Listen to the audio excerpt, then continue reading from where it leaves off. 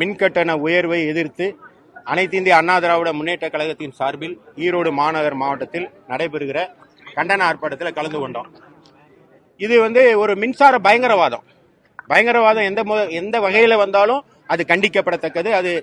அதை வேரடி மண்ணோடு அழிக்கணும். இப்ப மின்சாரத்தை கடந்த முறை மின்சாரம் தராமல் ஆட்சி நடத்திய திமுக அரசு தற்போது மின்சாரம் தந்துவிட்டேன் பேர்வழி என்று அதிக கட்டணத்தை ஏற்றி கழுத்தை நெரித்து நாட்டு மக்களினுடைய உயிரை பறிக்கிற வகையிலே அவருடைய திண்டாடுகிற வகையில ஒரு மின்கட்டணத்தை உயர்வை ஏற்படுத்தி இருக்கிறார்கள். அதை கண்டித்து இந்த ஆர்ப்பாட்டம் நடக்குது.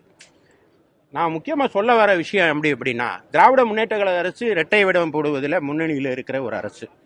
ஆக இரட்டை விட முன்னேற்ற கழகங்கிறதுனா அது திமுக தான். கடந்த இந்த மின்கட்டண உயர்வு மக்கள்கிட்ட போய் நெகட்டிவா ஆகிடக்கூடாது என்பதற்காக வழக்கறிஞர்கள் ஏற்கனவே அந்த புதிய குற்றவியல் நடைமுறை சட்டம், அதாவது சமஸ்கிருத பேர் தாங்கி இந்திய பேர் தாங்கி அறிவிக்கப்பட்ட அந்த 3 புதிய குற்றவியல் நடைமுறை சட்டங்களுக்கு எதிராக இயல்பா தன்னெழுச்சியா வழக்கறிஞர்கள் நாடெங்கிலும் போராட்டம் நடத்தி வராங்க. அந்த போராட்டத்தை அதிலே ஸ்டிக்கர் ஒட்டி அது திமுக நடத்துறதா ஒரு போராட்டத்தை திமுக முன்னெடுத்துச்சு. சென்னை உயர்நீதிமன்றத்தினுடைய வாசல்ல திமுகவினுடைய சட்டத்துறை செயலாளர் தலைமையில் ஒரு ஆர்ப்பாட்டம். அதுக்கு பிறகு ஒரு 2 நாள் கழிச்சு உண்ணாவிரதம். தற்போது கருத்தரங்கம் இருக்காங்க. அவங்களுக்கு பாராட்டுக்கள். ஆனா ஒரு புறம் இவ்வாறு அந்த புதிய குற்றவியல் நடைமுறை சட்டம் மொழியில ஆங்கில மொழியில இருக்கணுங்கிறதா அரசியலமைப்பு சட்டம் தந்த உறுதிமொழி. அதை தாண்டி இப்படி தவறான இந்தி மொழியில புரியாத ஒரு சமஸ்கிருத மொழியில இருக்கிறத கண்டிச்சு அந்த ஆர்ப்பாட்டத்தை அதிமுகவும் முன்னெடுத்துச்சு. ஆனா ஒருபுறம் போராட்டம் நடத்தி கொண்டே மறுபுறம் டைரக்டர் ஆஃப் ப்ராசிக்யூஷன் என்று சொல்லப்படுகிற குற்றவியல் வழக்கறிஞர்களுடைய இயக்குநராக திமுகவை சேர்ந்த ஹசன் முகமது ஜின்னா என்பவரை 2 நாளைக்கு முன்னால நியமிச்சிருக்காங்க. எந்த விதத்துல நியாயம்? ஒருபுறம் அந்த சட்டம் வேணான்றீங்க, இன்னொரு அந்த சட்டத்தை பயன்படுத்தி திமுகவினருக்கு பதவி போடுறீங்க. இது எந்த விதத்துல நியாயம்? டைரக்டர் ஆஃப் ப்ராசிக்யூஷனா இருக்கிறவர் எப்படி வந்திருக்கணும்? அவங்க டிஎன்பிசி மூலமா தேர்ந்தெடுக்கப்பட்டு படிப்படியா ப்ரமோஷன் ஆகி வர்றதா இதுவரை இருந்தது. ஆனால் இந்த புதிய சட்டம் ஒரு அனுமதி அளிக்கிறது, யார வேணாலும் நியமிச்சுக்கலாம்னா. உங்களுக்கு இந்த சட்டம் வேணாம்னா அந்த சட்டத்தோட உங்களுக்கு சாதகமான விஷயத்தை மட்டும் பயன்படுத்திக்குவீங்களோ? எனவேதான் திமுக ஒருபுறம் போராட்டம் நடத்தி கொண்டே தன்னுடைய கட்சிக்காரனை அதில் நுழைக்கிறது. அதை வன்மையாக கண்டிக்கிறோம். எனவேதான் நான் சொன்னேன், திமுகவே உன் பெயர் என்ன, பித்தலாட்டமான்னு கேட்கிறேன்.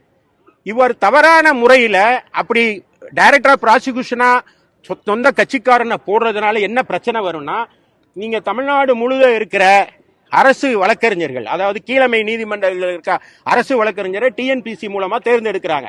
அவங்க யாருக்கும் அடிபணியாம அந்த டைரக்டர் ஆஃப் ப்ராசிக்யூஷனுடைய இன்ஸ்ட்ரக்ஷன் படிதான் இதுவரை நடைபெற்று வழக்கு நடத்தி வந்தாங்க. இப்ப இவர் டைரக்டர் ஆஃப் ப்ராசிக்யூஷனா, அதாவது குற்றவியல் வழக்கறிஞர்களுக்கான இயக்குனரா ஒரு திராவிட முன்னேற்ற கழகத்தை சேர்ந்தவரை எந்த எக்ஸாமும் இல்லாம எந்த இன்டர்வியூ இல்லாம நேரடியா நீங்க நியமிச்சீங்கன்னா அவங்க சொல்றத கேட்டுத்தானே அந்த வழக்கறிஞர்கள் நடப்பாங்க. அப்படி நடந்தா என்ன ஆகும்னா, திமுகவினர் மீது, முன்னாள் அமைச்சர்கள் மீது, திமுகவினர் நிர்வாகிகள் மீது போக்ஸ்கோ வழக்கு, மணல் கடத்தல் வழக்கு, லஞ்ச ஒழிப்புத்துறை வழக்கு, அப்படி பல்வேறு வழக்குல நிலுவையில் இருக்குல்ல, அதுல எல்லாம் எப்படி நியாயம் இனி கிடைக்குங்கிற நிலைமை வருகிறது. எனவே இதை வன்மையாக கண்டிக்கிறேன். உதயமின் திட்டத்துல கடந்த அதிமுக ஆட்சி காலத்துல நாங்க அவங்க பண்ணதுனாலதான் வேற வழி இல்லாம நாங்க சார், உதய மின் திட்டம்ங்கிறது என்னன்னா, பவர் கிரிட் கார்பரேஷன் மூலமா பக்கத்து மாநிலத்தில் உற்பத்தி ஆகிற மின்சாரத்தை தமிழ்நாட்டுக்கு கொண்டு வர வழி. நீங்க உங்களுக்கு தெரியும், மின்சாரத்தை ஒரு பையில போட்டு எடுத்துட்டு வர முடியாது, ஒரு லாரியில ஏற்றி அனுப்புங்கன்னா அனுப்ப முடியாது. நமக்கு மின்சாரம் தேவைப்படுகிற போது பக்கத்து மாநிலத்தில் கொள்முதல் பண்றோம். அப்படி கொள்முதல் பண்ணும்போது அதை எப்படி கொண்டு வர முடியும் அப்படின்னா, அந்த ஹை வோல்டேஜ் லைன் எல்லாம் போடுறோம். அது பேர் தான், அதை நிர்வகிக்கிறது பவர் கிரிட் கார்பரேஷன். அந்த பவர் கிரிட் கார்பரேஷன்ல இருக்கிற ஒரு ஸ்கீம் தான் உதய் மின் திட்டம். அந்த உதய் மின் திட்டத்தில் நீங்க சேர்ந்தீங்கன்னா தான் நீங்க ஹரியானால இருந்து அதிக மின்சாரத்தை வாங்கி, விலை கம்மியான மின்சாரத்தை வாங்கி நமக்கு விநியோகம் பண்ணலாம். அப்ப ஹரியானால இருந்து டிரான்ஸ்போர்ட் பண்ணணும்னா இந்த இது வழியா தான், இந்த பவர் கிரிட் கார்பரேஷனுடைய லைன் வழியா தான் நம்ம கம்பி வடம் மூலமா தான் கொண்டு வரணும். அப்படி கொண்டு வருவதற்கு அந்த திட்டத்தில் நம்ம சேரணும். நமக்கு அம்மா இருக்கும்போது அதிக மின் உற்பத்தியினால மின் மிகை மாநிலமா நம்ம இருந்தோம், பக்கத்து மாநிலங்களுக்கு வித்தோம்.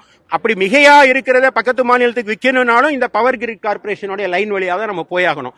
அம்மா ஏன் அது வேண்டாம் அப்படின்னு சொன்னாங்கன்னா, இந்த அதுல வர்ற லாபம் கம்பெனிக்கு, நஷ்டம் வந்தா மாநில அரசுக்குன்னு ஒரு புதிய ஒரு விதியை அவங்க வச்சிருந்தாங்க. அதான் புரட்சி தலைவி அம்மா அவர்கள் ஏற்றுக்கொள்ளவில்லை. அம்மா மறைவுக்கு பின்பு அண்ணன் எடப்பாடியார் அதை வலியுறுத்தி அந்த பிரிவை, அதாவது நஷ்டத்தை மாநில அரசு ஏற்க வேண்டும் என்ற பிரிவை நாங்கள் ஏற்றுக்கொள்ள மாட்டோம் என்று சொன்னதுனால அதை எடுத்துட்டாங்க. அந்த பிரிவை எடுத்தது பிறகுதான் சேர்ந்தாங்க.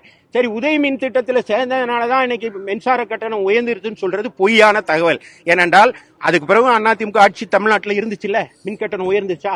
அவர் இருக்கும்போது 170 ரூபா 200 யூனிட், இப்போ 480 ரூபா. அதன் மூலமாக தெரியும் இது நிர்வாக திறனற்ற ஒரு அரசு. எனவே இப்படித்தான் இருக்கும். அந்த அரசை வெளியே அனுப்பணுங்கிறது தான் இந்த ஆர்ப்பாட்டம். விஜயபாஸ்கர் மீது அது ஒரு சிவில் வழக்கு. சிவில் வழக்குல நீங்க வழக்கு போடலாம். ஆனா உங்களுக்கு பல முறை நான் எல்லாருக்கும் சொல்லியிருக்கேன், ஒரு வழக்கு 7 வருட தண்டனைக்கு உட்பட்ட வழக்கா இருந்தா அவங்களுக்கு 41A நோட்டீஸ்னு ஒன்று தரணும். அந்த நோட்டீஸ் கொடுக்கப்படவே இல்லை. அவர் மேல எஃப்ஐஆரே கிடையாது. ஆனாலும் அவரை தேடி வேட்டையாடி கைது செய்து சிறையில் அடைச்சிருக்காங்க. அவர் அதை சட்டப்படி எதிர்கொள்வார். பொதுவாக இந்த மாதிரி பொய் வழக்குகளை போடுறதே திமுகவுடைய வேலையாயிடுச்சு. தற்போது இந்த சவுக்கு சங்கர் வழக்கில் கூட உச்சநீதிமன்றம் ஒரு தீர்ப்பை கொடுத்திருக்கு. அதுக்காக நான் அந்த வழக்கை நியாயப்படுத்தல.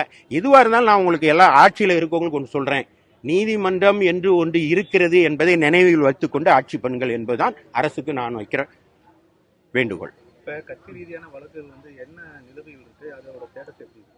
ஓபிஎஸ் சம்பந்தமா, இரட்டலை சம்பந்தமா? அதெல்லாம் நடந்து முடிந்து போன கதை. தற்போது எடப்பாடியார் தான் முதல் அதிமுகவுடைய ஒற்றை தலைமை, அவர் தான் பொதுச் செயலாளர் என்பதை உச்சநீதிமன்றம் உறுதி செய்திருக்கிறது. உச்சநீதிமன்றம் உறுதி செய்ததனால் நாங்கள் ஏற்கனவே பொதுக்குழுவில் போட்ட தீர்மானங்களை அச்சில் ஏற்றி தேர்தல் ஆணையம் அதை அங்கீகரித்து விட்டது. இனி அது முடிந்து போன விஷயம். அதை பத்தி பேசுவது நீங்க தான் பேசிட்டு இருக்கீங்க. நீதிமன்றங்களே அது முடிந்து போன. ஒவ்வொரு தாட்டியும் ஓபிஎஸ் மேல்முறையீடு பண்ணிட்டே இருக்காரு. அதை வச்சுதான் இன்னும் அவர் நான் ஏற்கனவே முதல்ல சொல்லிருக்கேன், கோர்ட் பேடுன்னு ஒன்று இருக்காங்க. அவங்களுக்கு நீதிமன்றத்தை சுத்தி வரும். கையில ஒரு மஞ்சள் பை வச்சுட்டு கோர்ட்டை பாத்தீங்கன்னா எல்லா கோர்ட்லயும் ஏதாவது ஒரு வழக்கு போட்டே இருப்பான். சூரியன் கிழக்க உதிக்க கூடாது, மேற்க உதிக்கணும், கோழி வெள்ளை கலர்ல தான் முட்டை போடணும்னு வழக்கு போடுவாங்க. அதே போன்று இது ஒரு வழக்கு, அவ்வளவுதான். தொடர்ந்து இதுக்கப்புறம் ஓபிஎஸ்க்கு வாய்ப்பு இருக்கா இல்லையா? இப்படி வழக்கு ரீதியா நீதிமன்றம் மூலமா பண்ணா அவர் அதிமுக மீண்டும் பொதுச் செயலாளர் நிரூபிக்கிறதுக்கு வாய்ப்பு இருக்கா? கிடையவே கிடையாது. ஏற்கனவே நீதிமன்றம் நெத்தியில் அடித்து எழுதி தீர்ப்பு கொடுத்து விட்டது. அது இடைக்கால தீர்ப்புன்னு அவங்க சொல்லிட்டு அப்படி இல்லை. இன்ட்ரீம் பிரேயரே மெயின் பிரேயர் தான்.